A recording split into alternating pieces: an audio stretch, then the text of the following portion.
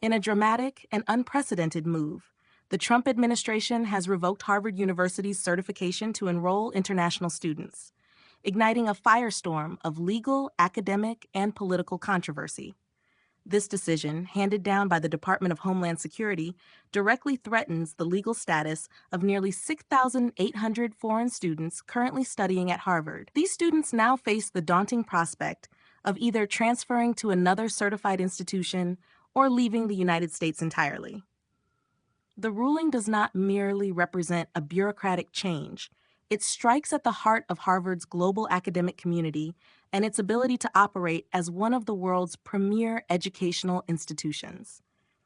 The federal government has justified its action by making serious and sweeping allegations against the university. Officials claim that Harvard has permitted a campus environment that is not only unsafe, but allegedly hostile to American values.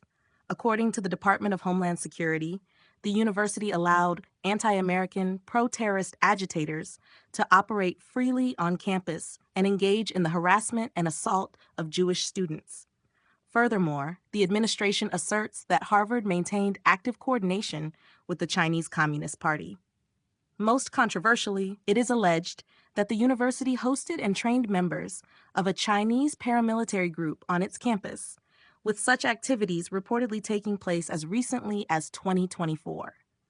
These accusations suggest a perceived nexus between Harvard's academic programs and foreign political and military interests, an explosive charge with serious national security implications. Harvard has responded swiftly and forcefully to these claims, issuing a public statement in which it strongly denies any wrongdoing.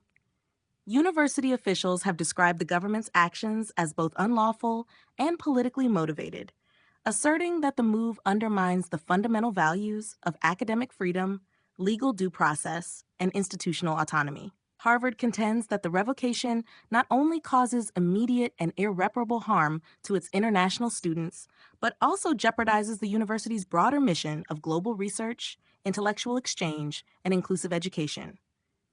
To combat the government's decision, Harvard has filed a federal lawsuit challenging the legality of the revocation. The university argues that the administration's actions violate its First Amendment rights and deny it and its students the due process guaranteed under the Constitution. The case quickly moved to federal court, where U.S. District Judge Allison Burroughs granted Harvard's request for an injunction. This legal intervention temporarily blocks the administration's order allowing international students to retain their visa status while the matter proceeds through the judicial system. The injunction has provided a temporary reprieve, but uncertainty continues to hang over the campus as legal proceedings unfold. Beyond academics, the consequences of the revocation extend into the realm of collegiate athletics. Approximately 21% of Harvard's varsity athletes are international students. This includes key members of teams such as men's heavyweight crew, hockey, squash, soccer, and golf.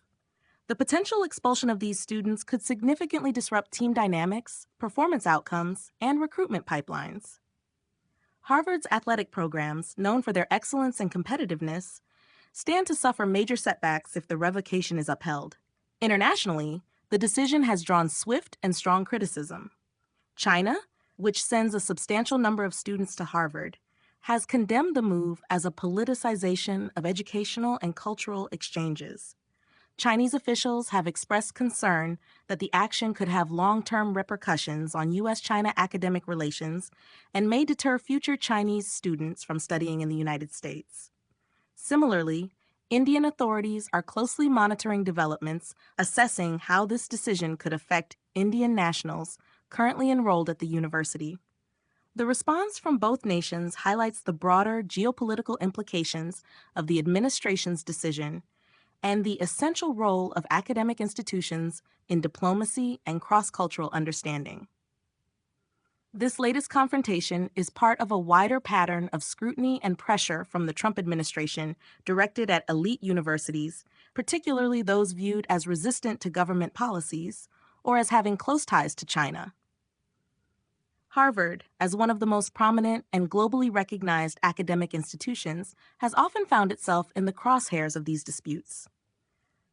The broader debate centers on critical issues such as the limits of federal authority, the protection of academic independence, the treatment of foreign students, and the influence of international politics on American education. In sum, the revocation of Harvard's ability to enroll international students represents far more than an administrative penalty.